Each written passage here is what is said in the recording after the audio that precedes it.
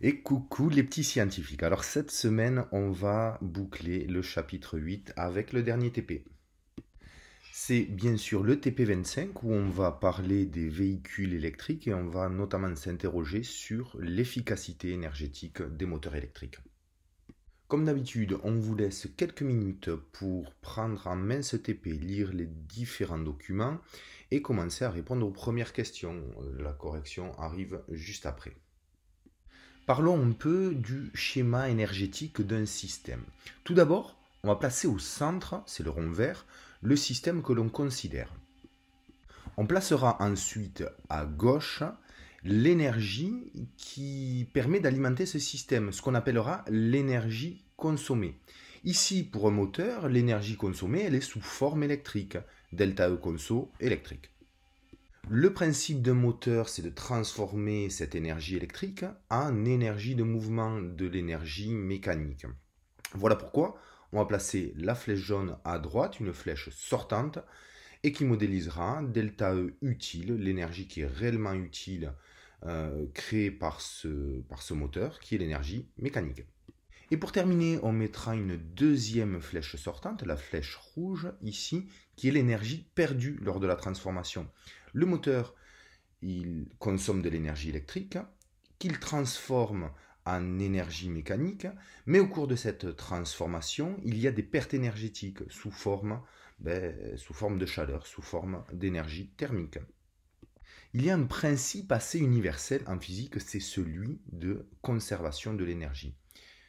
Finalement, toute l'énergie qui est apportée au système, eh bien, on la retrouvera en sortie. C'est pour ça qu'on peut écrire que l'énergie delta E conso, c'est égal à delta E utile plus delta E perdu.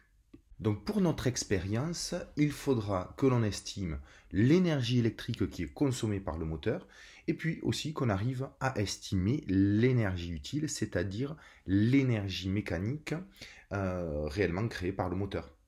Dans la question 2, on commence à réfléchir un petit peu à l'expérience. On s'interroge sur comment est-ce qu'on va pouvoir estimer l'énergie mécanique créée par notre moteur. Eh bien, cette énergie mécanique, si l'on considère le moteur comme un monte-charge, eh bien, l'énergie mécanique va se résumer à de l'énergie potentielle de pesanteur. L'énergie mécanique générée par le moteur, eh bien, elle est égale à la différence d'énergie potentielle entre la position basse, EP1, et la position haute, EP2. Rappelons-nous le chapitre sur la mécanique. Eh bien, EP2 moins EP1, ça nous donnera mgz2 moins mgz1.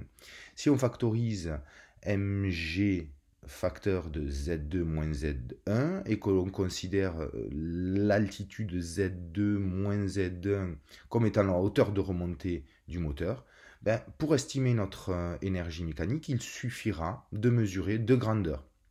La masse M que l'on remonte en kilogrammes et la hauteur de remontée H en mètres. Un petit rappel méthodologique, ça ne fait jamais de mal. Lorsqu'on parle d'une grandeur physique, on cite toujours trois choses, son nom, son symbole et son unité entre parenthèses. Faisons de même pour l'énergie électrique qui est consommée par le moteur. Cette énergie électrique, il va falloir l'estimer, la mesurer. Et donc, pour ça, dans le document 3, on vous donne la formule liant énergie et puissance. Delta E égale P fois delta T. On se rappelle en électricité que la puissance électrique, c'est tension fois intensité. Et donc, pour mesurer notre énergie électrique consommée par le moteur, eh bien, il suffira de mesurer la tension électrique aux bornes du moteur, l'intensité qui traverse le moteur et la durée de remontée de la masse. Ainsi, et cela semble logique, si l'on actionne le moteur pendant 10 secondes, eh bien, on consommera 2 fois plus d'énergie que si l'on actionnait le moteur pendant 5 secondes. Dans la question 3, on s'intéresse à une notion essentielle en physique, une notion qui vous suivra encore longtemps dans vos études, c'est la notion de rendement. Le document 1 nous dit que le rendement, en fait, ça quantifie. la part de l'énergie consommée qui est réellement utile. Ainsi, le rendement noté état, c'est le rapport entre l'énergie utile et l'énergie consommée. Par exemple, pour notre moteur, si mon moteur consomme 100 joules d'énergie électrique et qu'il en transforme sous forme utile, sous forme d'énergie mécanique, 65 joules, eh bien 65 divisé par 100, ça nous donne 0,65. On dira que son rendement est de 65%. Pour résumer, le rendement état, c'est un nombre sans unité qui est souvent exprimé en pourcents. C'est un nombre qui est compris entre 0 et 1 ou 0% et 100%, d'après même le principe de conservation de l'énergie. En effet, on ne peut pas avoir un système qui rend utile plus d'énergie qu'il n'en a consommé. Encore une dernière remarque au sujet du rendement. On peut exprimer le rendement comme un rapport d'énergie. Mais on peut aussi exprimer le rendement à partir des puissances. Puissance utile divisée par puissance consommée. Puisque je vous le rappelle, la puissance, c'est un débit d'énergie. C'est tout simplement l'énergie qui est transférée en une seconde. Allez, on retourne à la mesure du rendement de notre moteur. Le rendement de notre moteur, ça va être son énergie, l'énergie qu'il transforme de manière utile, divisée par l'énergie consommée. L'énergie utile, c'est l'énergie potentielle de pesanteur. Et l'énergie potentielle de pesanteur, c'est M fois G fois H. Pour ce qui est de l'énergie consommée, c'est de l'énergie électrique. Et on l'a vu précédemment, c'est U, la tension, fois I, l'intensité, fois la durée de remontée de la masse.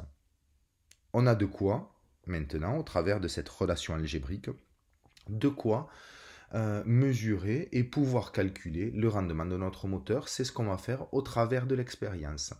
Allez, dans la question 4, on vous demande de placer des instruments de mesure sur le schéma électrique. Il s'agit bien entendu du voltmètre et de l'ampèremètre. Rappelez-vous ce que vous a dit Janine, l'ampèremètre, il est toujours placé en série. On le placera comme ceci dans notre montage électrique. Et pour ce qui est du voltmètre, il est toujours branché en dérivation. On peut le brancher aux bornes du générateur comme aux bornes du moteur, puisque d'après la loi des mailles, la tension que l'on aura aux bornes du moteur sera identique à la tension aux bornes du générateur. Janine, qui est soit dit en passant, encore en train de gratter la peinture sur le camion de la Team Physics. Bon courage Janine. Rappelez-vous aussi ce que vous a dit Fredoche, la borne comme du multimètre, on la placera toujours du côté du moins. Voilà, remarquez bien sur le schéma, c'est bien ce qui a été fait. Rappelons-nous aussi ce que nous dit la petite voix. Attention à ne pas griller les fusibles. La petite voix dont on ne connaît toujours pas l'identité au passage. Pour ceci, pour l'ampèremètre, on utilisera toujours dans un premier temps la borne 10 ampères pour éviter de griller les fusibles. Et puis éventuellement, si l'intensité est suffisamment basse, on pourra utiliser la borne milliampères. Allez, dans la question 5, on passe au protocole de l'expérience. D'abord, la première consigne, c'est de réaliser le montage électrique.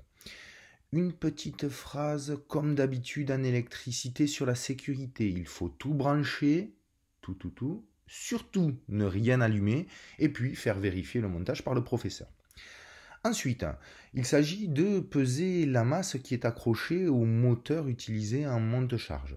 On actionnera temporairement le moteur afin de relever sa tension et l'intensité qui le traverse. Et puis, c'est là où on va réellement lancer l'expérience. Il suffira de déclencher le chronomètre pour mesurer la durée ΔT de remontée. Et une fois que le moteur est arrêté, de mesurer la hauteur de remontée H de la masse, afin de faire un petit traitement sur les incertitudes. Eh bien, on réalisera l'expérience plusieurs fois et on fera comme d'habitude un traitement statistique. Moyenne, écart-type divisé par la racine carrée du nombre de mesures. Allez, on est maintenant à la question 6. On passe au résultat de notre expérience. Il y avait 5 choses à mesurer. La hauteur de remontée de la masse petit m, la tension au bord du moteur, l'intensité qui le traverse, et puis la durée delta t de remontée de la masse. On a réalisé cette expérience à 5 reprises. Les résultats sont ici. Bien sûr, la masse ne varie pas, la tension et l'intensité sont toujours les mêmes, quelle que soit l'expérience. En revanche, on s'aperçoit que pour différentes mesures, on aura relevé différentes durées et différentes hauteurs. Il s'agit maintenant pour vous de mettre en pause, d'allumer un logiciel tableur et de faire le traitement de ces données afin d'obtenir dans un premier temps le rendement et puis dans un second temps l'incertitude sur ce rendement. Allez, mettez en pause et c'est à vous. Allez, on a copié l'ensemble des résultats dans un tableur et on va voir maintenant comment estimer le rendement et puis dans un second temps l'incertitude sur son rendement. À l'aide des mesures de masse et de hauteur, on peut calculer l'énergie potentielle transformée par le moteur. Je me place dans cette case, je tape égal afin de pouvoir entrer une formule. L'énergie potentielle, on le rappelle, c'est m fois g fois h. M, la masse, on la trouve dans cette case, attention, elle est en kilogrammes, fois g, 9,81 fois la hauteur. On a donc pour la première mesure 0,84 joules. Je peux faire suivre en étirant cette formule pour calculer les différentes énergies potentielles à chacune de mes 5 essais de mesure. Maintenant pour l'énergie électrique, on l'a vu, c'est la puissance fois la durée, puissance U fois I, donc U fois I fois la durée. Encore une fois, je tire pour étendre la formule. Le rendement maintenant, le rendement il est égal à l'énergie potentielle, qui est l'énergie utile, divisé par l'énergie électrique, qui est l'énergie consommée. Alors, pardon, ici, voilà. Normalement, vous devriez voir apparaître quelque chose comme ça. On a les différents rendements et puis surtout, on a dit que le rendement, on pouvait l'exprimer en pourcent. Donc je sélectionne ces cases-là et je vais choisir comme format de cellule un format qui est en pourcentage. Et donc j'ai directement le format en pourcent. On voit que j'ai bien trop de chiffres significatifs. Je peux jouer sur les décimales. Ici, alors les tableurs Excel et compagnie ne connaissent pas la notion de chiffres significatifs, uniquement celle de décimale. Et on a le calcul des rendements obtenus à chacun des essais de mesure. On voit qu'on a pas mal de fluctuations dans ces résultats. C'est normal, c'est dû aux incertitudes liées à nos différentes mesures. Donc déjà, comment est-ce qu'on obtient une valeur du rendement? Eh bien, on s'en souvient, on va faire la moyenne sur l'ensemble de nos mesures. Donc je me place dans cette case et je vais taper moyenne entre parenthèses de ces valeurs-là. Voilà. Une moyenne de 15,2% de rendement.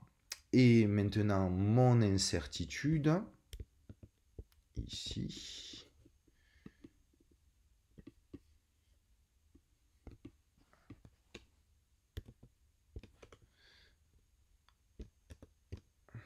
pardon, je ne m'en sors pas, plus ou moins l'incertitude, on se rappelle que c'est l'écart type. Pardon. Donc je vais me placer dans cette case plutôt celle-ci, et taper égal écart type, je l'ai là, entre parenthèses, de cet ensemble de valeurs. Donc, on se rappelle la formule, l'incertitude, c'est l'écart type divisé par la racine carrée du nombre d'essais. On a fait 5 essais ici. Je me place dans cette case et je vais taper que c'est cet écart type divisé par racine, entre parenthèses, de 5. Voilà. Maintenant, mon rendement, la valeur du rendement et la valeur de l'incertitude sur ce rendement. Dans le tableur, ce que j'ai, c'est le résultat brut. Le rendement, il est de 15,122 plus ou moins 0,718.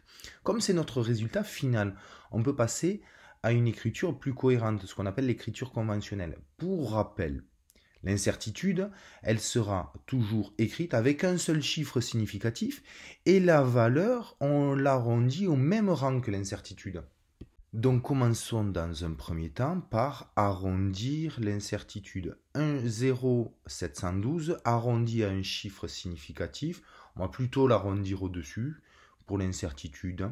Ça nous fait 0,8%. Maintenant, 0,8%, on est au rang des dixièmes. Eh bien, la valeur, on l'arrondira au même rang, c'est-à-dire au dixième. Donc de 15,122, on arrondira à 15,1. Allez, on en a maintenant terminé pour ce TP25 et pour le coup, on a aussi terminé le chapitre 8. Donc dans un premier temps, qu'est-ce qu'on va devoir faire le travail à réaliser pour lundi? On va terminer la rédaction du cours, il reste plus grand chose, uniquement le 2.3 qui fait le point sur ce que l'on a vu aujourd'hui au sujet du rendement, rien de très compliqué. À savoir aussi qu'on va vous envoyer le corrigé par mail du cours.